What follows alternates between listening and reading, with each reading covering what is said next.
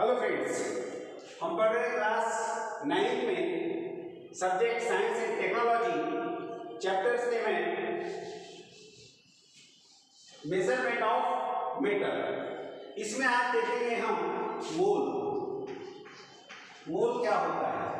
ठीक है, when elements and compounds participated in the chemical reactions, then atoms and molecules react to each other. That time it is necessary to know the number of atoms and molecules. ठीक है, जब elements या compounds में रासायनिक प्रतिक्रिया होती है, मतलब केमिकल रिएक्शंस होता है, तो उस समय अपने को उनमें रिएक्शन होता है, तो उसमें हमको ये मालूम होना चाहिए कि वहाँ पे नंबर ऑफ एटम्स कितने हैं, नंबर ऑफ मॉलिक्यूल्स कितने हैं। ठीक है, कितने पार्टिसिपेट होते हैं। लेकिन it is convenient, more convenient to know the quantities instead of number of atoms and molecules of that particular reaction. उसमें वो जरूरी नहीं है, ये कन्वीनियंट होगा कि वहाँ पे क्वांटिटीज कितनी है। ठीक है, तो इसके लिए for that the new concept is mole.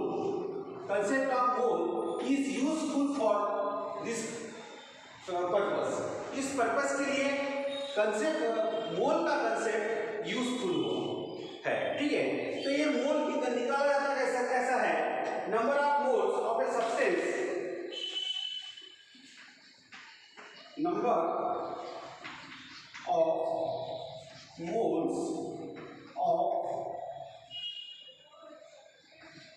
substance is equal to mass of substance is equal to, यहाँ लिख देता हूँ मैं, mass of substance in grams. Time होता है ग्राम्स में,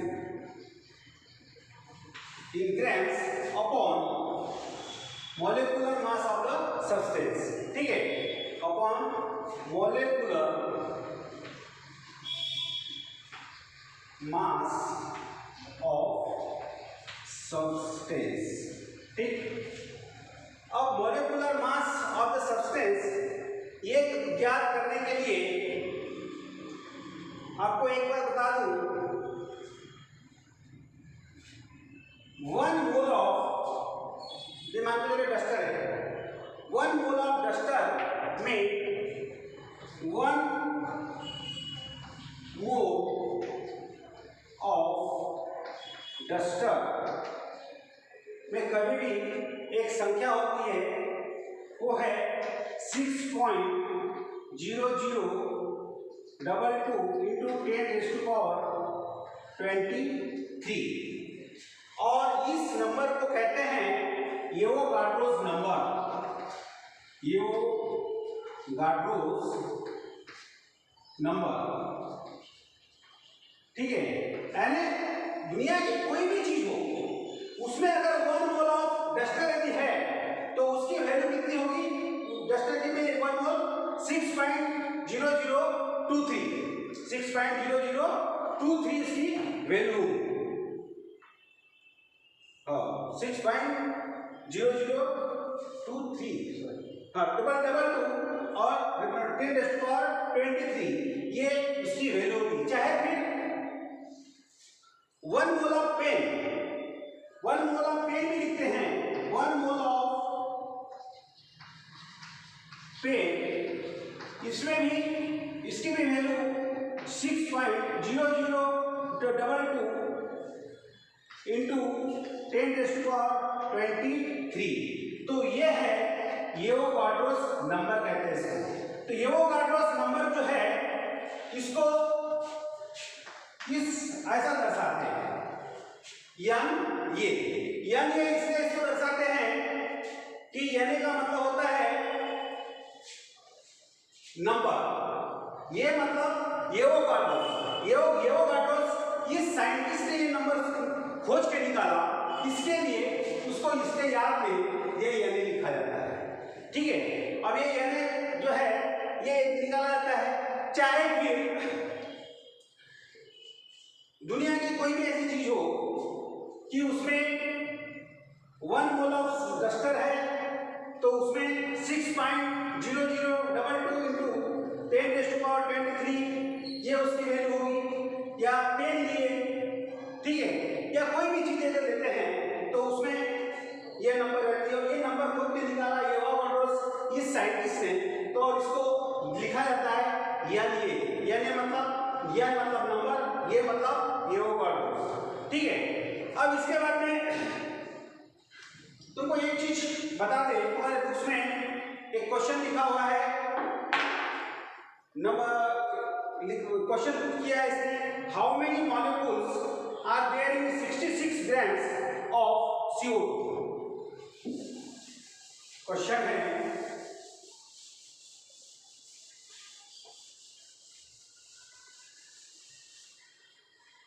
हाउ मेनी मॉलिक्यूल्स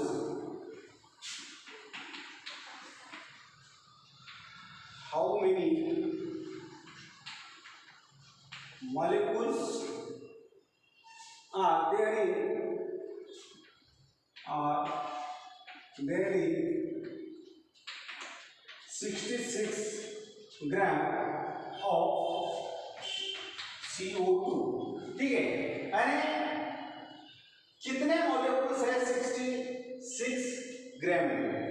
तो ये कैलकुलेट करने के लिए अपने को मोल्स निकालना पड़ेगा। ठीक है, number of moles in the grams, number of moles in the gram of CO2 is equal to, या आगे मैं लिखते हैं यहाँ लिख रहा हूँ। ठीक है, the mass of the substance, mass of CO2 बोल रहे हैं ना, CO2 लिख दीजिए। ठीक है, मास ऑफ CO2, और ये जनरली क्या होता है इन ग्राम्स में, इन ग्राम्स। ठीक है, और मॉलिक्यूलर मास ऑफ CO2। अब यहाँ पे मास ऑफ CO2 कितना दिया है यहाँ पे 66 ग्राम। ठीक है, तो अपने को क्या निकालना पड़ेगा इसमें,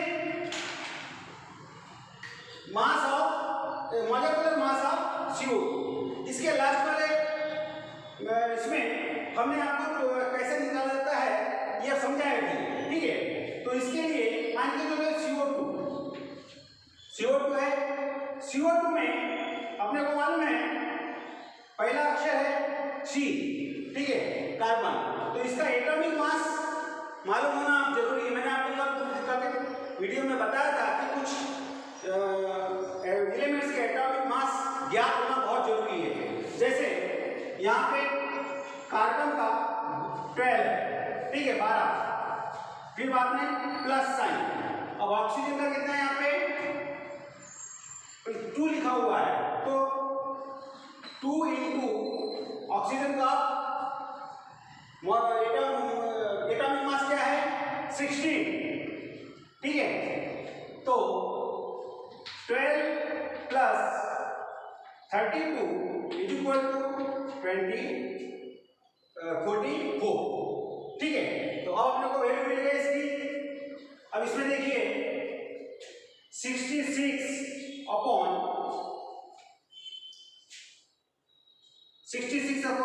44। ठीक है, 11 4 4, 11 6 6, कितना बचा 6 इंटू 4, यहाँ पर भी 3 इंटू 2। ठीक है, 3 इंटू 2 को अगर डिवाइड किए तो कितना आएगा 1.5 मोल। ठीक है, तो यह बराबर इसको कैसे कर सकते हैं यन। ठीक है, यन, तो n equal to n is equal to 1.5 mole. ठीक है, तो ये हो गया। ऐसे अपन और एक दो एग्जांपल्स ले लेते हैं मॉलिक्यूल्स के बारे में या मोल्स के पर आधारित। ठीक है, अब एक दूसरा एग्जांपल लेते हैं। कैलकुलेट, बात क्लियर हो जाएगी। कैलकुलेट दी मोल्स ऑफ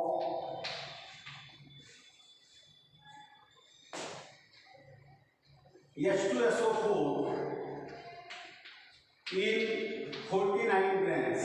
ये क्वेश्चन है। ठीक है, तो फार्मूला वही, number of moles in grams, that is mass of H2SO4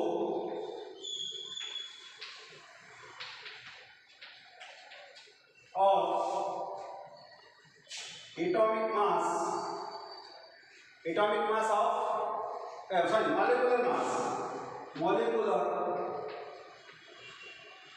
mass of H2SO4।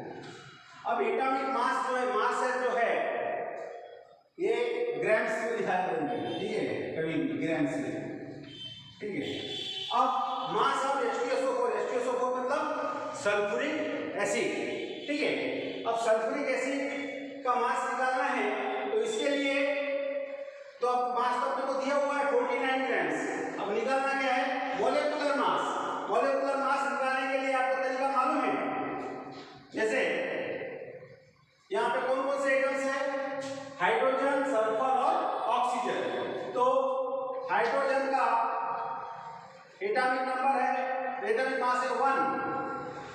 Oxygen sulphur का है 32 और ऑक्सीजन का है 16। ठीक है, तो इसमें H2SO4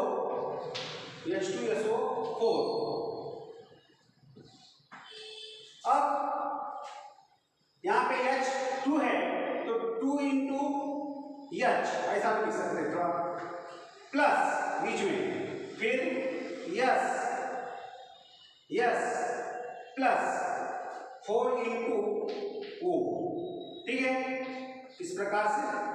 ठीक, अब वैल्यू पुटअप कर दो। 2 into H का H 1 प्लस सल्फर की कितनी है? 32 प्लस 4 into ऑक्सीजन का कितना है? 16। ठीक है, 16। तो इसको कैलकुलेट करो। 2 प्लस 32 प्लस 16 4। ठीक है, अब इसमें देखिए कैलकुलेशन करो। 2 4 8। ठीक है, और ये 3 6 मतलब 9 8। मतलब इसका मॉलिक्यूलर मास ऑफ H2SO4 कितना होगा? 98 होगा। ठीक है, अब इसके बाद में इसके लिए ये लिए वैल्यू पुटअप करो। यहाँ पे mass of H2SO4 49 grams upon molecular मास हमने जो निकाले 98। ठीक है, तो कितना आएगा? 1/2 मतलब हाफ, 0.5 ग्राम्स। ठीक है, तो ये इसका मोल निकल जाएगा। ठीक है, और चाहे तो और भी एक दो एग्जाम्पल ले सकते हैं हम। पानी का ले लेते हैं, वाटर का। ठीक है, क्वेश्चन है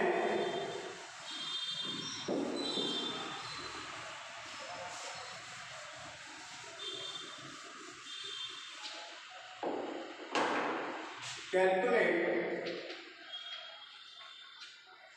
the moles of CO2 water H2O in 36 grams। ठीक है, फार्मूला वही रहेगा, mole is equal to N is equal to mass जो हमें दिया हुआ है upon molecular mass of H2O और मॉलिक्यूलर मास ऑफ H2O। ठीक है, और अपने को मॉलिक्यूलर मास H2O निकालना है, तो ये H2O है, तो देखो मान लो 2 इंटू दो इसमें 2 लिखे हमने, हाइड्रोजन का एटॉमिक मास 1 है प्लस ऑक्सीजन 16। ठीक है, तो इक्वल टू कितना आ गया 18 आ गया, कितना आ गया 18 आ गया। तो अपने को हमको जो जितना पानी पीते हैं उसका मॉलिक्यूलर मास हमको मालूम होना जरूरी है। तो जो रोज पानी पीते हैं वाटर का यूज जो करते हैं, तो अपने को मालूम है कि वाटर का मॉलिक्यूलर मास कितना है 18 है। तो वही वैल्यू यहाँ पे पुट अप कर देंगे 36 इंटू 18। ठीक है, तो कितना आ गया 2 मोल, कितना आया 2 मोल इसका आंसर। ठीक है, तो इस प्रकार से मोल्स कंसेप्ट है। तो मोल्स कंसेप्ट में हमने क्या कहा, क्या देखा कि जब रासायनिक या क्या केमिकल रिएक्शन होता है एलिमेंट्स या कंपाउंड्स में, ठीक है, तो जो वहाँ के एटम्स और मॉलिक्यूल्स से आपस में रिएक्शन करते हैं, तो हमको नंबर ऑफ मॉलिक्यूल्स या एटम्स ज्ञात होना जरूरी है। ठीक है, लेकिन ये ज़्यादा कन्वीनियंट है उन नंबरों से कि उनकी क्वांटिटीज उसमें कितनी है, ये ज्ञात होना जरूरी है। इसके लिए एक कंसेप्ट था, वो था मोल। जो मोल का जो कंसेप्ट है इज यूजफुल फॉर दिस, इस बात के लिए मोल कंसेप्ट बहुत इंपॉर्टेंट हुआ। तो मोल्स निकाला कैसा जाता है, तो number of moles is equal to mass of the substance upon molecular mass of the substance. ठीक है, देखिए ध्यान में ऐसे निकालेंगे और उसके बाद में ये होने के बाद में मोल्स निकल जाता है। अब देखिए 1 मोल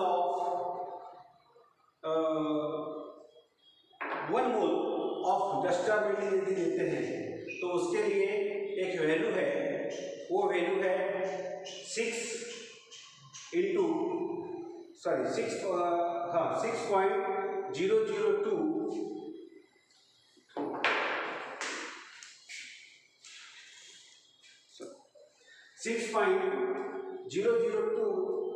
इंटू 10⁻23।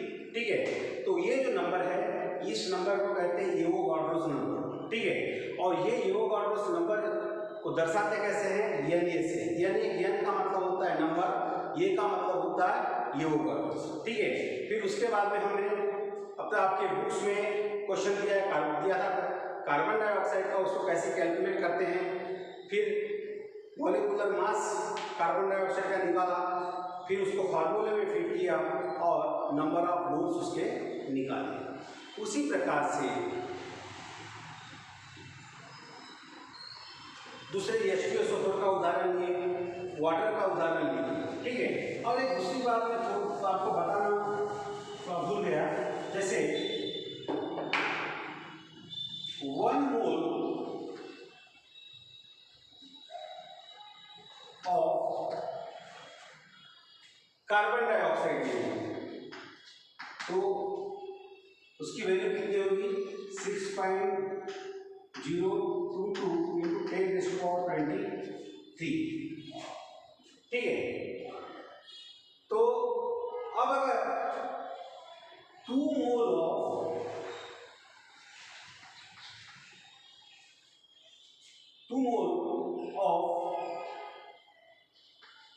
CO2 यदि लेते हैं, ठीक है, तो क्या होगा, 2 मोल में उसकी वैल्यू कितनी होगी, 2 मोल कार्बन डाइऑक्साइड। बिल्कुल सरल सी बात है, इसको 2 लिख दो, 2 इंटू 6.022 इंटू 10⁻23, ठीक है।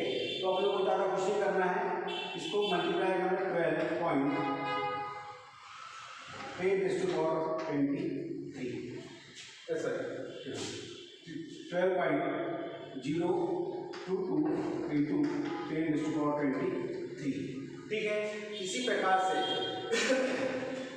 आप हाफ मोल ऑफ CO2 भी लिख सकते हो, तो यहाँ पे हाफ से मल्टीप्लाई कर देंगे।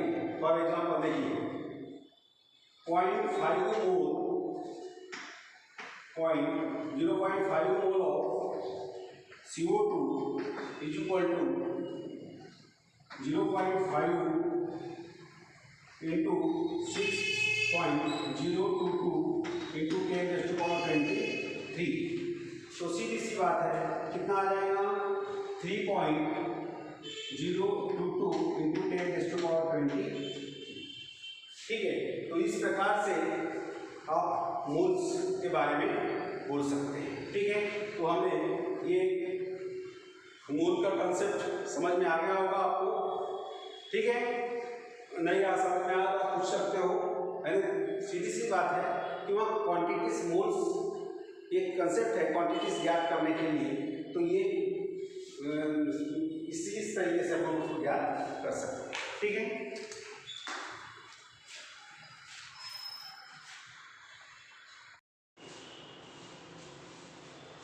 अब देखते हैं बेटा वैलेंसी।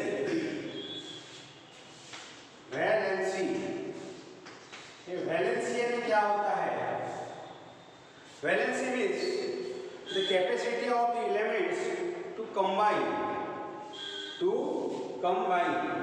ठीक है, इज कॉल्ड वैलेंसी, यानी the capacity of elements to combine.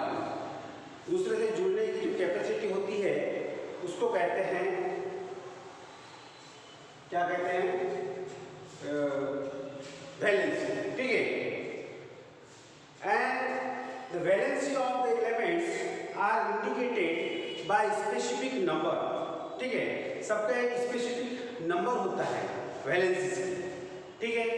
और ये वैलेंसी जो है it is number of bonds formed by the elements, इसके कारण उस एलिमेंट्स के अंदर में बॉन्ड्स बनता है, बनाया जाता है, ठीक है। तो एक हम आपको एक एग्जांपल्स देते हैं, मान के चलो सोडियम जो है, सोडियम का इलेक्ट्रॉनिक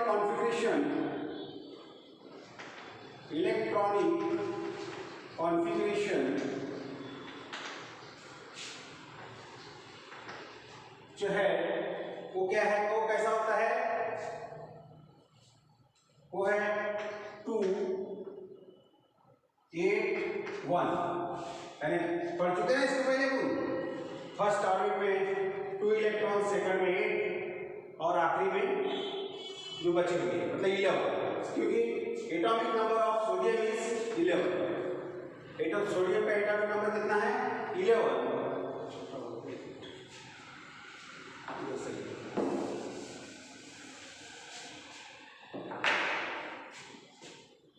सोडियम इलेक्ट्रॉनिक कॉन्फ़िगरेशन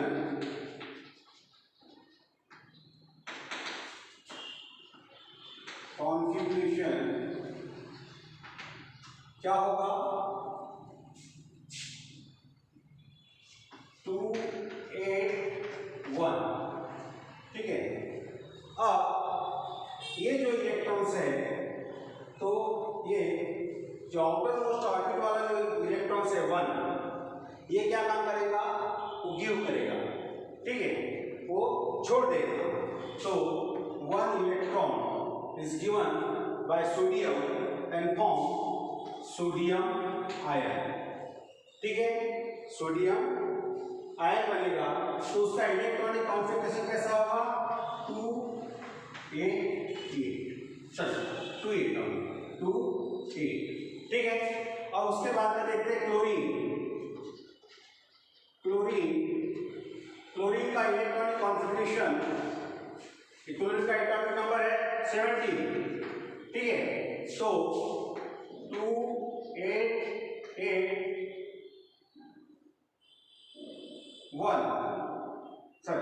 287, तो ये क्या काम करेगा, ये एक इलेक्ट्रॉन लेगा, one electron stake by chlorine atoms, chlorine, और वो एक क्लोरीन आयन बनाएगा, ठीक है।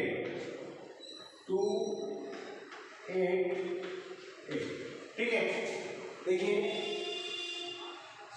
सोडियम का इलेक्ट्रॉनिक कॉन्फ़िगरेशन क्या है, सॉरी एटॉमिक नंबर कितना है 11, ठीक है। तो इलेक्ट्रॉनिक का कॉन्फ़िगरेशन क्या बना, उसका फर्स्ट ऑर्बिट में 2 इलेक्ट्रॉन, सेकंड में 8 और लास्ट में बचा हुआ 1। तो ये क्या काम करेगा, 1 इलेक्ट्रॉन गिव करेगा, ठीक है, और 1 इलेक्ट्रॉन देगा और एक पॉजिटिव आयन बनाएगा, मतलब सोडियम आयन बनाएगा। तब उसका इलेक्ट्रॉनिक कॉन्फ़िगरेशन क्या हो जाएगा, ऑक्टेट हो जाएगा, ऑक्टेट स्टेट में आ जाएगा। यानी इसकी जो लास्ट ऑर्बिट में 8 इलेक्ट्रॉन है, मतलब ये कौन सी स्टेट में है, ऑक्टेट स्टेट में, ठीक है। उसी प्रकार से क्लोरीन का एटॉमिक नंबर है 17, तो उसका इलेक्ट्रॉनिक कॉन्फ़िगरेशन क्या होगा 287, ठीक है। तो इसको एक electron, 1 more electrons are required for the completion of their octet complete होने के लिए उसको 1 इलेक्ट्रॉन की आवश्यकता पड़ेगी, तो वो 1 इलेक्ट्रॉन ले लेगा सोडियम से, ठीक है, तब वो क्लोरीन आयन बनाएगा, ठीक है। तो उसका ऑक्टेट स्टेट यहाँ पे भी आ जाएगी 288, आउटर मोस्ट ऑर्बिट में 8 इलेक्ट्रॉन्स हो गए उसके, ठीक है। अब इसके बाद में देखिए, by giving 1 electrons by sodium to form a positive sodium ion, इस पॉजिटिव सोडियम आयन को कहेंगे केटायन, क्या कहेंगे इसको, केटायन, ठीक। और क्लोरीन जो है उसने 1 इलेक्ट्रॉन लिया है, यहाँ पे 1 इलेक्ट्रॉन लिया है ना, 1 इलेक्ट्रॉन लिया है, प्लस हुआ है, तो तब इसको एक क्लोरीन आयन बना है, नेगेटिव आयन, तो इसको बोलेंगे हम एनायन, क्या कहेंगे इसको, एनायन, ठीक है। और ये सोडियम और क्लोरीन दोनों को मिलके, तो दोनों आयन मिलके, sodium positive ion plus chlorine negative ion, ये मिलके क्या बन गया, एक सोडियम क्लोराइड NaCl, कौन सा सब्सटेंस बन गया, NaCl, सोडियम क्लोराइड, सोडियम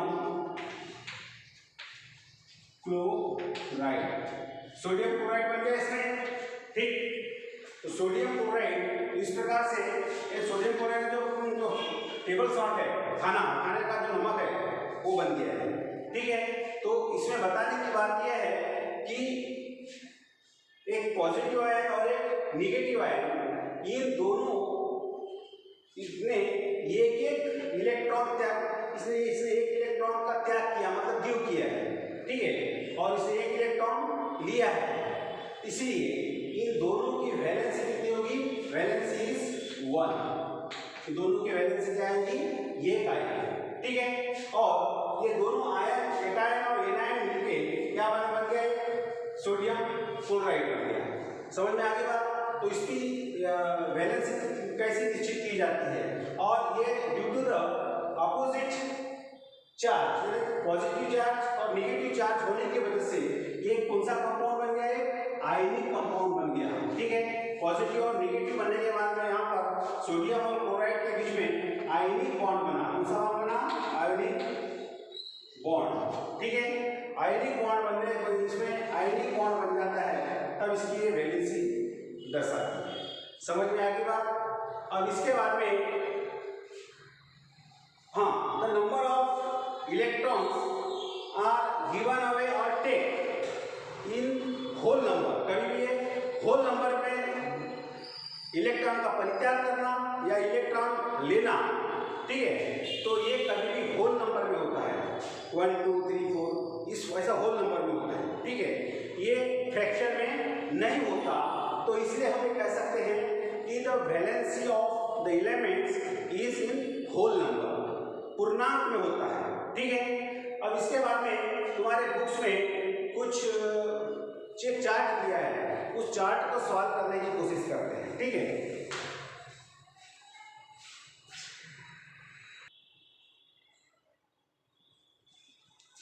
अब इधर देखिए बेटा, हमें तुम्हारे बुक्स में जो चार्ट दिया है, तो ये चार्ट के हिसाब से हम complete the following chart, complete करने की कोशिश कर रहे हैं।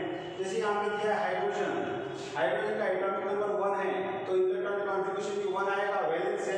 वैलेंस इलेक्ट्रॉन आउटरमोस्ट ऑर्बिट में 1 इलेक्ट्रॉन है, तो यहाँ पर भी कितना 1 इलेक्ट्रॉन आएगा, वैलेंस जो है फिर 1 होगी।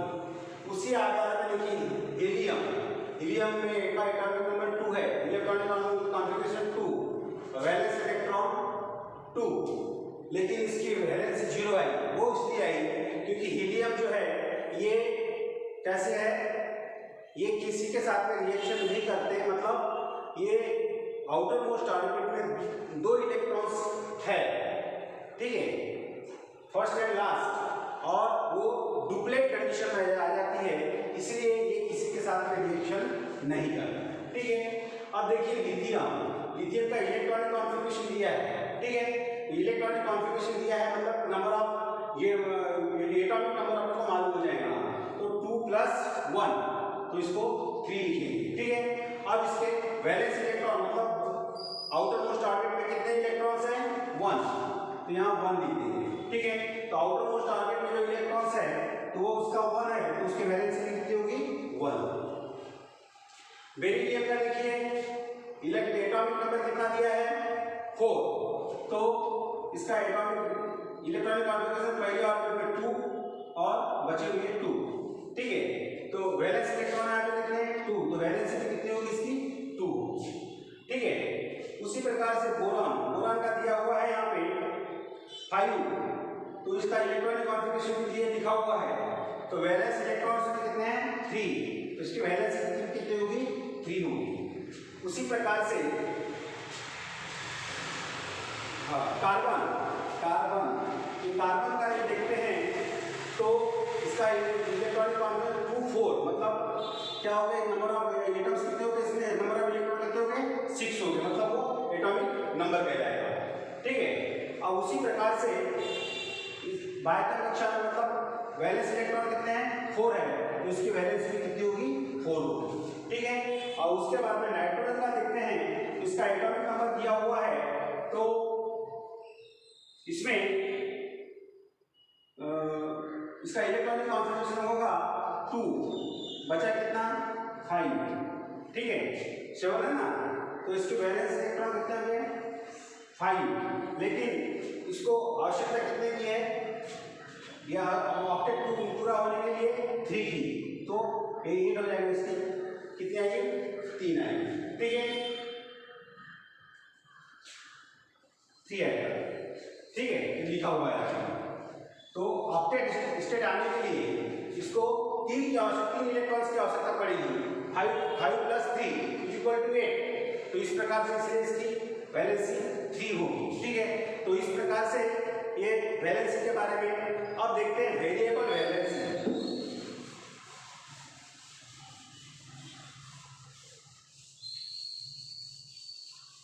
वेरिएबल वैलेंसी किसे कहते हैं?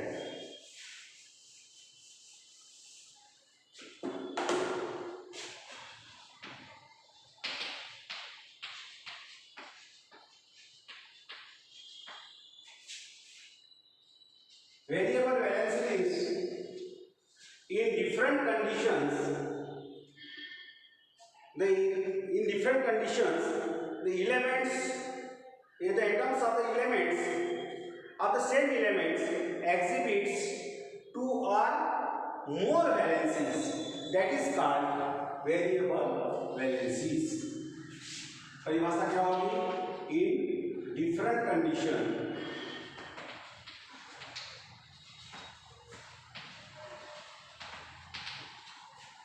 elements of same atom exhibit more than one valency। Different condition में अगर सेम एलिमेंट्स का एटम्स, सेम एलिमेंट्स जो है एक से ज्यादा वैलेंसी मिलती है, ऐसे एलिमेंट्स की वैलेंसी को कहते हैं वेरिएबल वैलेंसी। ठीक है, और वेरिएबल वैलेंसी भी है तो जैसा Fe में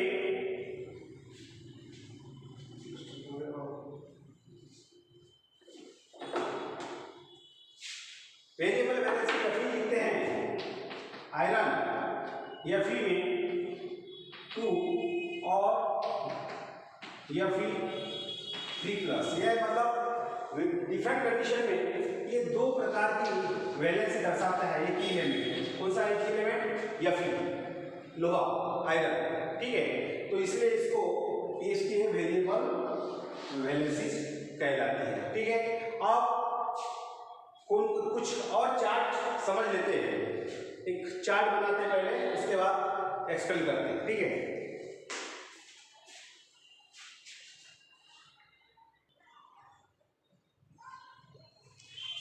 देखिए ये एलिमेंट्स है कॉपर, मरकरी, आयरन। इनकी वेरिएबल वैलेंसी कैसे शो होती है?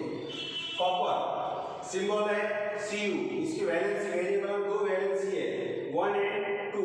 ठीक है, मतलब Cu positive, Cu double positive. और इसका नॉमिनल कैसा हुआ? क्यूप्रस, इसका क्यूप्रस आया, इसका क्यूप्रिक आया। ये ऐसा क्यों हुआ, इसमें आपको बताने का कारण ये था। उसी प्रकार से बताता हूं मैं आपको। मरकुरी का सिंबल है Hg, इसकी वैलेंसी 1 and 2 और उसकी आयन Hg ट्वाइस पॉजिटिव। ठीक है, इसमें मरकुरस लिखा हुआ है, इसमें मरकुरी लिखा हुआ है। ठीक है, उसी प्रकार से आयरन में भी Fe 2 और 3, इसमें Fe+2 पॉजिटिव और Fe3 पॉजिटिव।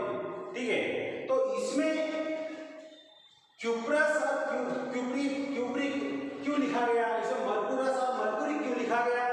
फेरस और फेरिक क्यों लिखा गया? तो इसके पीछे कारण है। यहां पे देखिए, सबसे बड़ा कौन सा है? 2 पॉजिटिव, सबसे छोटा 1 पॉजिटिव। ठीक है, तो एक सूत्र है,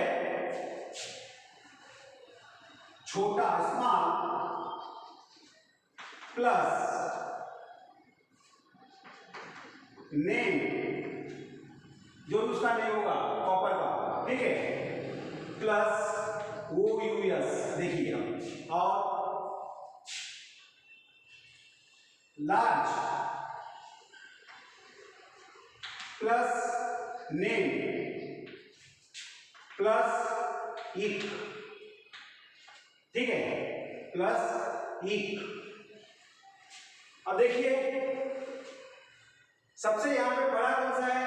2 पॉजिटिव, तो लार्ज पहले लिखेंगे और उसका नेम लिखेंगे। नेम मतलब कॉपर है तो क्यूप्रिक IC लग गया।